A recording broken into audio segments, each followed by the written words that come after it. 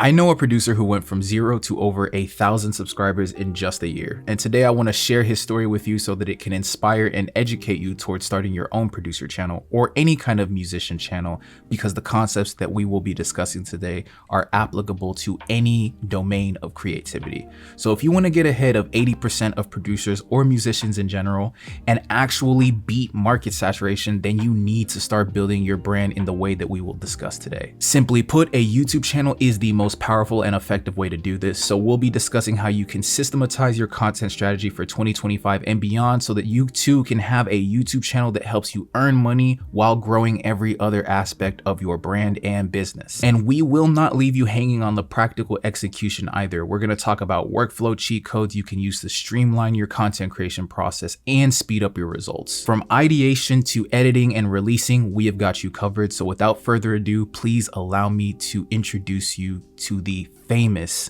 Rob Chillin. Just kind of jumping into this so I don't like waste your whole day with like my incompetency with technology. So like the whole thing with this was that like I just felt like you were such a good example of like someone who's just like kind of tried to do like music production and content creation online and like gotten pretty solid results. So like before we talk about anything else, like I always feel like it's something unique that makes people fall in love and stick with it. So everyone needs a way to express themselves creatively, and I feel like maybe that's part of it. But like, what exactly makes you use like beat making and like you just like creating in general as like a way to outlet, basically? Like how does Rob, like I'm a band geek, that's basically how I started making music, but like how did Rob Chillin end up as like a producer who's like very good at what he does? Yeah, so, growing up, I kind of always had like a thing for music. I never did like band or anything like that, but I was always like banging on like objects, like making like finger beats and stuff like that. And I don't know, it kind of got me interested in like how is music made. Like I remember I was younger, like in the car listening to music, and I remember like hearing the beats, and I'll be like, or like how did they even make the beats and all that? And it got me thinking. I got older, kind of started putting things together and realizing that they use FL Studio or whatever they use. Like for example, like Metro Boomin, he's a big inspiration of mine. And The GOAT. like in 2016, I believe, he started really popping off. And that inspired me right there to take the leap forward and start my beat making career, I guess you can say. Another thing is growing up, my mom, she was actually a like a radio DJ. Wow. For like a jazz station, and that really got me really interested in music at a young age as well. And not only that, we all know that music is very, very powerful.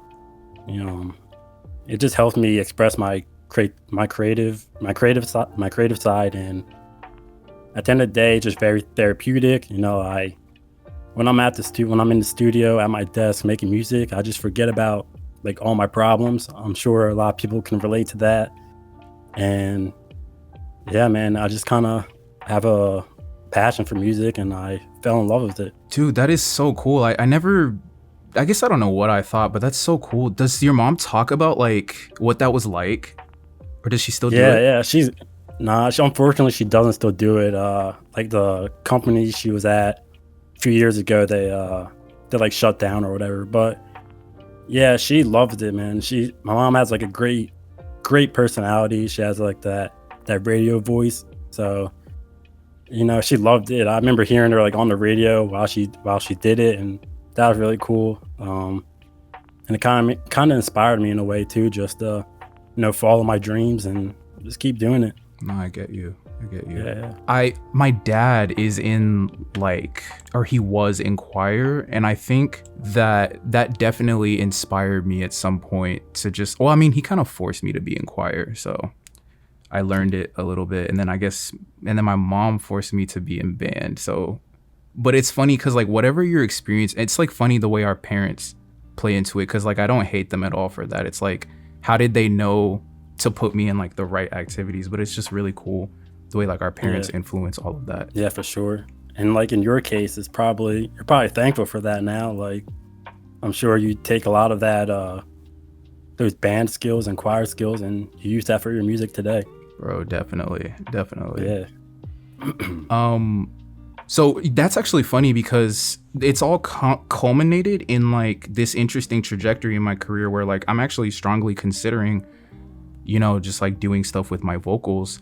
And I never really planned that part of it, which is interesting. Looking back, I might have said I want to do everything I've done so far, but now I'm starting to do things that are far outside of the plan. So I guess that leads me to my next question, which is like, the answer to this will 110% change. I know that, but like for like right now, what is like Rob Chillin's goals with like YouTube content creation and like just music record production as a whole? Yeah. So for YouTube, I mean, I haven't posted in like, I think a little bit over a month now or whatever it is, but for YouTube as a whole, I plan to get back at it, you know, start grinding again and getting back into it. And for YouTube, my goal is just to continue to really bring value to the people watching, try to inspire them, other producers alike, you know, just keep on building my channel,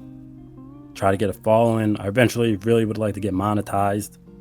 I'm pretty close to doing that. I just got to get back to the grind. You know how it is. Yeah. But for YouTube, yeah, that's kind of my main goal right now. It's just keep growing it really. As for music production, as my producer side, I just want to just keep making music, build an audience, eventually just be able to make, you know, like decent money from it, and eventually be able to hopefully do this as a living, you know. But yeah, it just all starts with staying consistent and not giving up and just keep on doing it. Definitely. Yeah. Because so much of it is like being driven in the first place. I remember having my first, so that's what's so interesting about you in particular is like you're driven, but like not in the way that I'm driven. I'm driven in like a very type A, like very anal, very try hard kind of way.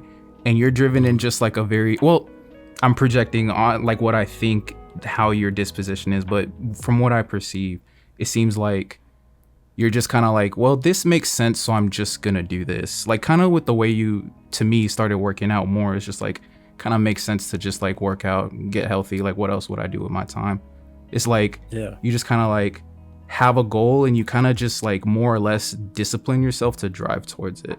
Yeah. And I believe, me personally, I believe, you know, it all starts with just taking that leap and just doing it, you know. You never know like what can happen on what you can build. Like for example, obviously your channel is a great example. I'm sure when you first started, like your first ever video, I'm sure you didn't expect to get like all the reach you get now, the following you have, and absolutely not everything that you got going now, you know. Yeah. So yeah, you just gotta start somewhere and just have faith and just keep doing it. Okay. So that being said, do you think, because desire is definitely the first important part, so do you think that desire, okay, let me ask that question better. How important do you think planning everything else goes into the whole achieving your goals as a creative? Because like desire is like definitely like 95%, like 95% of the battle. Yeah, for sure. So like, but do you think you can just like fuel yourself totally on desire? Or do you think like there has to be some form of structure or planning? And if you lean to any one direction, like why do you feel like that? Yeah, so I think you need more than desire itself when it comes to doing all this. You need to have faith, you need to be persistent with it. Most importantly, you got to have fun. block out all the negativity, just be yourself, honestly, at the end of the day. But when it comes to like making content or whatever, I definitely think planning is 100% important, and it might be in a way more important than I'm gonna take that back. I was gonna say it might be more important than desire, but um I feel like you need desire at first to begin what you're doing, if that makes sense. um yeah, I did think also you just need to have the right mindset for all of this as well. And with the right mindset, I truly believe you can hurdle any obstacle and really just pretty much do anything, you know? Yeah. Yeah. I think mindset can, because you can like almost psych yourself out into believing anything about your life, bro. Yeah. Like at least for me, like I've psyched myself out into believing I was like gonna be a good football player when I was like 5'3", like weighed like 120 pounds soaking wet. I was like completely delusional about it up until the point of like, I was a pretty dumb kid in school too, but like I ended up getting to go to college. So it's just like you can mindset your way into anything. And it's like, I wish more people could understand like the power behind that shit, bro. Yeah, for sure. And real quick, I guess I'll just show it for people who don't know. Think and Grow Rich. Bro, right here. You my It's a twin gem. for real. Hang on, bro. I literally Yeah. That's Book is crazy. goated. Yeah, for sure.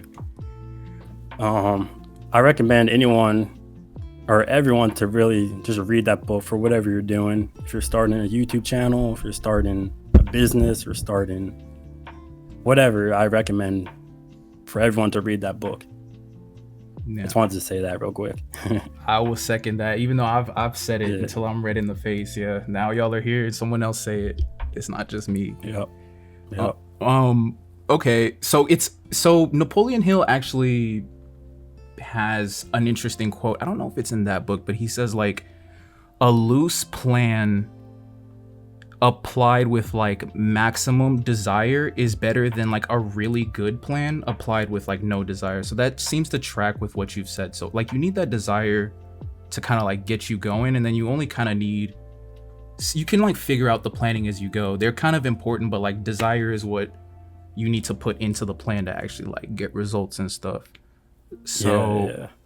like how do you take, because like I'm thinking like you have these like two really dope videos that I watch constantly, like when I start sucking at making dark melodies. Like I promise there's like one that has like 7,000 views. Maybe it might be the one that has the most views. I've watched that I might be like half of those views, bro, because I watch that video so much when I'm struggling with dark melodies. But like that makes me want to ask, like, how do you, because like I never watched one of your tutorials and I'm like, I didn't learn anything about dark melodies, and I know a decent amount about dark melodies. So like all that yap is to say, like, what is the process behind how you plan content?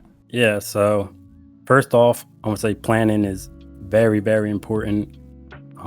Without a structure, your video is gonna be all over the place. You're gonna be confusing, most likely. The consumer, is probably gonna be uninterested pretty quickly. So yeah, I say planning is very, very important. And for me, when it comes to planning, a lot of my ideas, believe it or not, come when I'm just doing like random stuff. Like when I'm at work, I come up with a lot of ideas from that. I jot them down right away. And then from there, I'll take whatever video idea I'm feeling.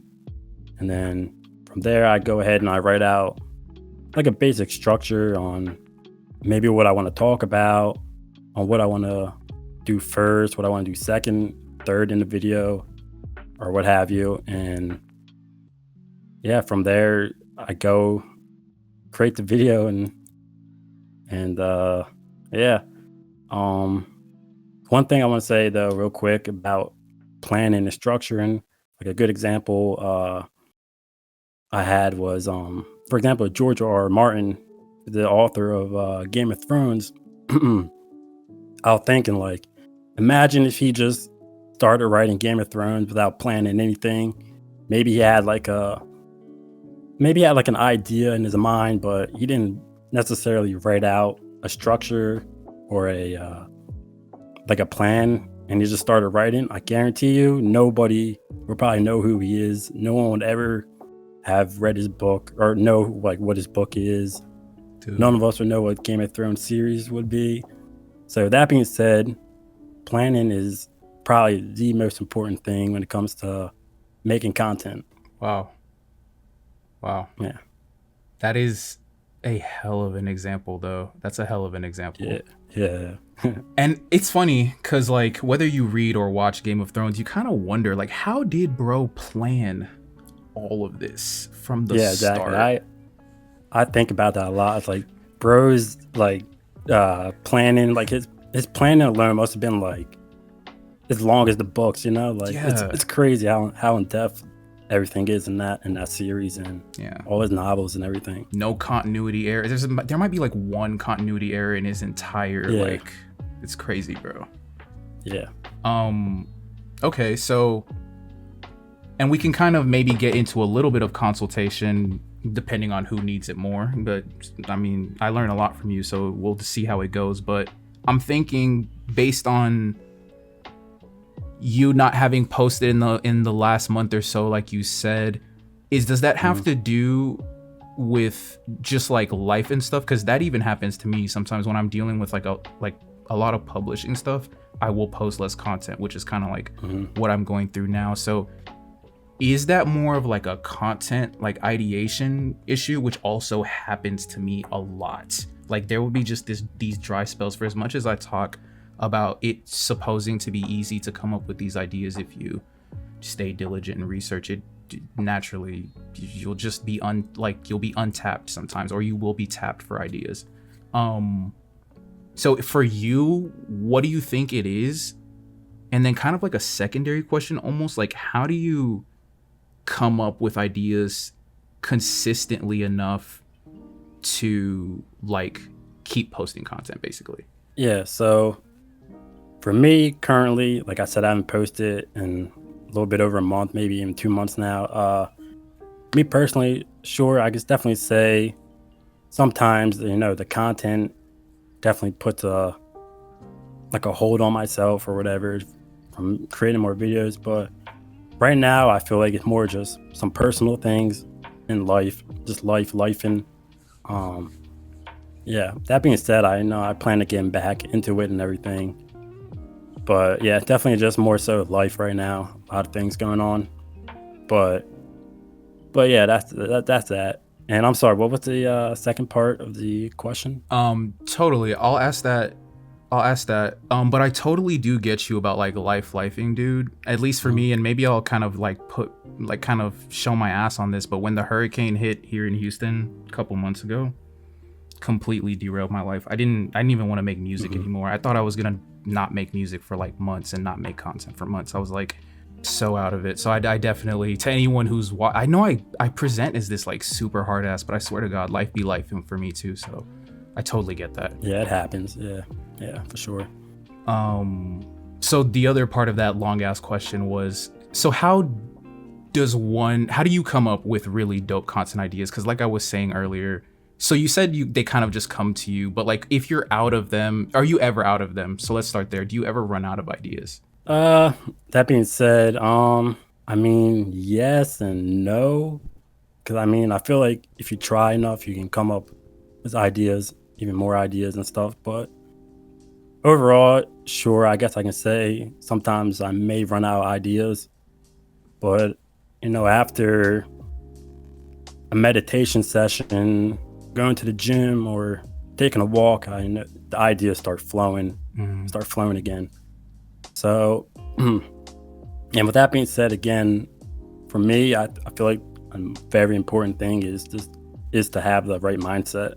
Again, if you're like negative all the time, you know, you're probably not going to get good ideas flowing to you. If you're positive, you know, it'll all start flowing. Not only that, once you start making content, I feel like more ideas also start flowing into your head. You start getting more ideas off of your own videos, and you can just keep building off of that. Okay, yeah, especially like with learning from your own ideas and like taking those wins and kind of like learning what your audience likes and repurposing those. Yeah. And another thing I just thought about, I remember we talked before, and I'm pretty sure you said you didn't have this section on your YouTube, but I know there's a section on your YouTube for anyone listening. Once you go in your like analytics, and there's a section, I believe it says like inspiration, and that literally just tells you what videos to make. Literally, it tells you what people are searching, tells you what they want to watch, and that's a good way to see what videos people are looking for, and that just helps me come up with ideas as well. Okay. Yeah, I didn't have it on my main channel, which actually blows, but I have it on my other 2 channels, and that's literally what helps me create content for them. So that was such a gem for me. Thank you for telling me, by the way. Yeah, no problem. Here's the thing that I really am interested to know, because like I didn't even get over this for a long time, but you just got over it basically with your first video. And this is something that I feel like pretty much every musician or creative person will kind of struggle with at some point. How were you able to just get over being on camera and like speaking to it? Because like I was like the student who could not give presentations in front of class. I'd be shaking, I'd be nervous, and like I literally did my video essay style so that I wouldn't have to show up on camera. So like if it's mindset, talk us through that mindset, and then let us know if there's like anything else that made it easier for you or made it just like something you could cope with. Yeah, for sure. So for me, before I made a YouTube video, and it was kind of in the back of my head for a while, like, should I make a YouTube video? Should I not? Should I do it? Or blah, blah, blah. But, eventually I just said, screw it. We'll just make a video, upload it, and who cares what people think? And just go from there. Again, I think it starts with mindset, and really just not caring what people think.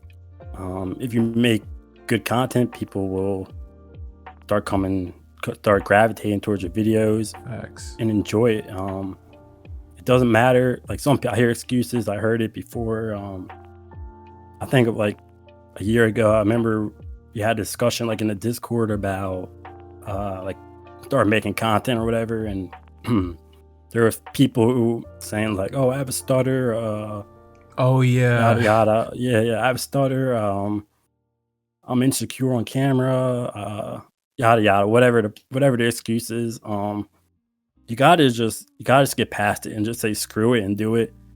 One thing I'll tell you right now, I was extremely nervous my first video. I'm still a little nervous, not gonna lie, but it's like whatever now. You kind of just get used to it. You just gotta just do it. For me, I'll be honest too, another thing, like I don't know if you could tell, I have a little bit of a lisp. Yeah, it's hard to tell, I guess, but it's a small one, but you just gotta not care, bro. Like I don't give a shit, to be honest, what people think. That's such a good attitude, dude. Yeah. Just gotta love yourself, man. Just make content. Who cares what people think? W. Like I said, people gravitate towards you if you're yourself, if you're true to yourself, you're making decent content. People will appreciate it. People won't care what you look like. People won't care on what you sound like. As long as you're just giving good value, trying your best, and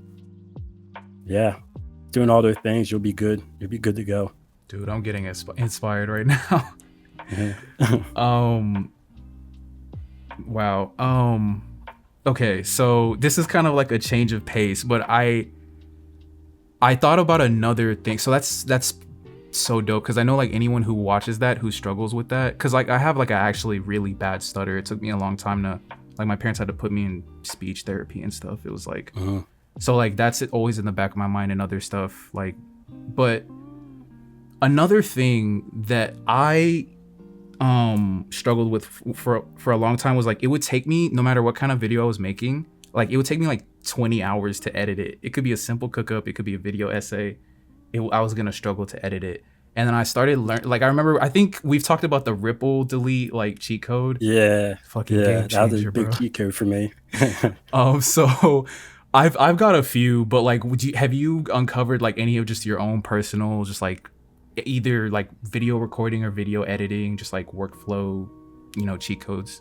Um, I'd say like I wouldn't say necessarily like a cheat code, but I can say the more you record, the more you edit, the better you'll get, the faster you'll get at it.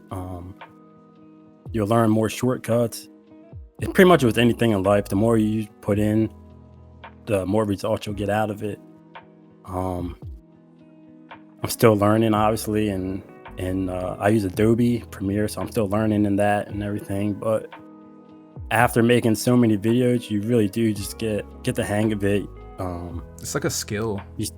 Yeah, it's like a skill. When you start editing, you'll realize you just kind of start like just flowing through the editing process, and you really won't think too much about it. At least for me, anyways. But yeah, the best thing I could say is just go in, edit, keep doing it. You'll get better at it.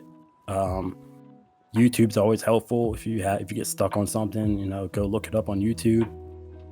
But other than that, man, I really don't have any quote unquote secret or shortcuts like that.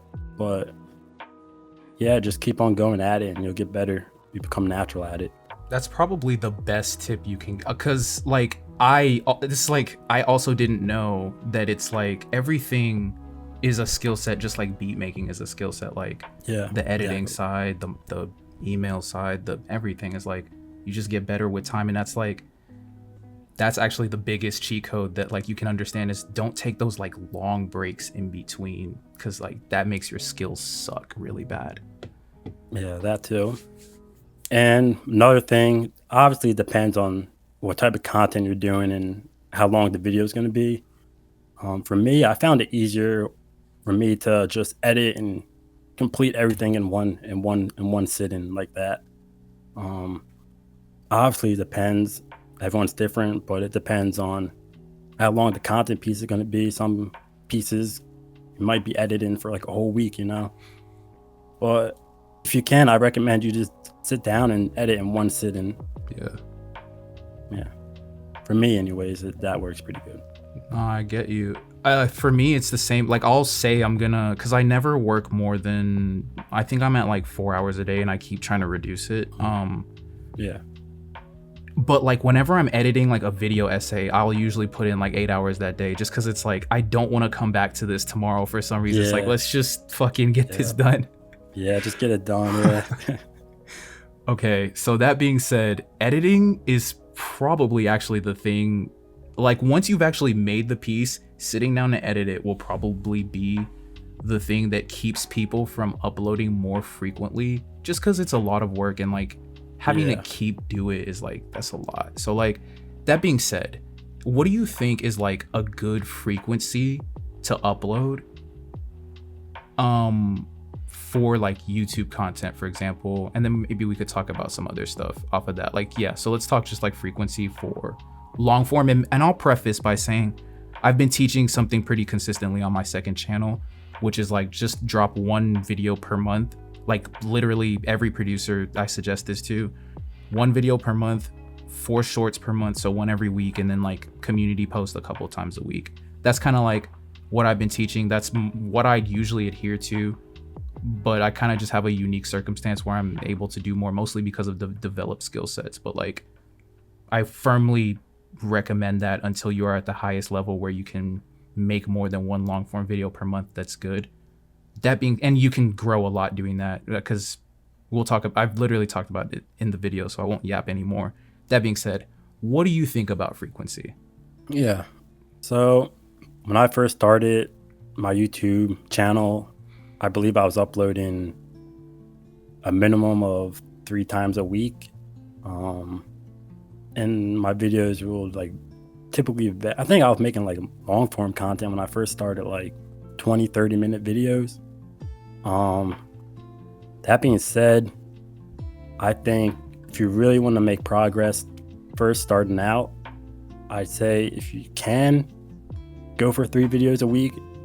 I found that to work really well for me and help grow my channel pretty fast when I was consistent with it and everything. That being said, I know everyone can't do that. It's a lot of work. If you can, I'd say do 2 videos a week. If you can't do that, at the very minimum, I say try to get 1 video per week. But with that 1 video, I'd say it has to be pretty good, Damn like good. a banger almost. Yeah. And if you're gonna do 1 video a week, you gotta be consistent and have a video every week from going forward. But like you were just saying, your philosophy, I like that a lot too, if you can. That being said, I also think making long form content is important as well as short content. Like now YouTube, we have YouTube Shorts. I believe that's very important and it's a great way to grow your channel fast, to get likes, get views, and all that good stuff. But really, yeah, if you can, I say 3 videos a week. The minimum, I say 1 video per week. And yeah, I'd say for me, I say that would work. That would work pretty good. Okay, thank you for the consult. I gotta step my game up. I gotta get back to at least that 2 a week. I'm actually very motivated. Thank you. But I mean, with content like you make, like your content, so it's very well like produced and everything. So you can get away. I'd say get away with it. Thank you. I appreciate that. Yeah. Okay. So I think you've laid out a pretty solid plan. Actually, I should have led with this, but I kind of named this the 1,000 subscribers is achievable for any producer who tries. That's probably like the working title that I have right now, and I'll probably just name this episode that. And we'll probably post this on the second channel because that's been doing really good with YouTube growth. And then I'll post at least 1 clip on the main channel so you can get some solid traffic, and then I'll post a bunch of clips on the 3rd channel. All that being said, could you please let us know what all your socials are and other things that we can keep up with you? I know you've got at least a couple of free products and maybe some paid products at this point, so just let us know where we could find you everywhere and where we could find the good stuff. Of course. So my Instagram is at robchillin_. You can find me on Instagram there. I'm not as active right now, but again, I have plans. I plan to start getting active again on Instagram and all that. YouTube is just at robchillin. I also have a second YouTube for my beats. You can probably find that as well if you do Rob Chillin Beats. That's really all my social. When it comes to, I have a few kits out. When it comes to that, I have my high-end drum kit. The high-end version 3 should be out pretty soon as well. Been working on that. We have the String Theory guitar loop kit. And the latest kit I have out right now is the... Damn, I'm going blank. I can't remember my own kit name. It's crazy. No, it happens, bro. Yeah, so my other kit, the Rookie Showcase kit, I can't believe I forgot it. It's a loop kit, has 20 loops. Oh, and, yeah. It has 20 loops, it has 5 starter midis and 10 hi-hat midis. I'm very proud of that one. You guys should go check that out. I also have a instrumental EP related to that kit as well, called Rookie Showcase on Spotify. You can find me on Spotify at Rob Chillin. But overall, that's really all my socials I have and everything I got going on right now. Let's go, bro. Yep. Yeah. So Rob is linked on at least 2 of my channels. So if you go to the featured channels on my channels, at least my main channel and the second channel, you'll find him. We will link everything down below. You can also find Rob Chillin on all of my Spotify playlists. So Rob, I greatly appreciate your time, a lot. Thank you very much. Thank you for having me, man. I'm looking forward to see where the podcast goes and everything else you got going on. You got a lot going on, man, and Thank you. I'm liking it a lot. You're helping me out. You're helping out the dope community and just the quote unquote producer community as well. You do a lot, man. Really appreciate it. Thank you. I appreciate that. That means a lot. I will keep you posted in the messages on Dope, and I'll put this out. I'm actually super excited. So this will be out soon. I'll keep you posted on like the promo stuff and everything. Cool, man. Sounds good. All right, bro. Great talking with you, Chill. I wish I could like shake your hand right now. All right, man. I'll talk to you soon, bro. All right, yeah. Peace. Enjoy. That ended up being a straight up consultation for me, and I enjoyed getting his perspective. I really enjoyed getting Rob's perspective on things, and it was amazing. I've honestly wanted to pick his brain for a while, especially when it comes to the ideation side of things, as I'm sure you were able to tell. And as we just talked about, Rob has a bunch of resources, accounts, and channels that you can follow, so please do check those out. They'll be linked in the description below. Please subscribe and join our newsletter to be the first to listen to the next podcast. Thank you so much for your attention, viewership, and listenership, and we will see you in the next episode. Peace.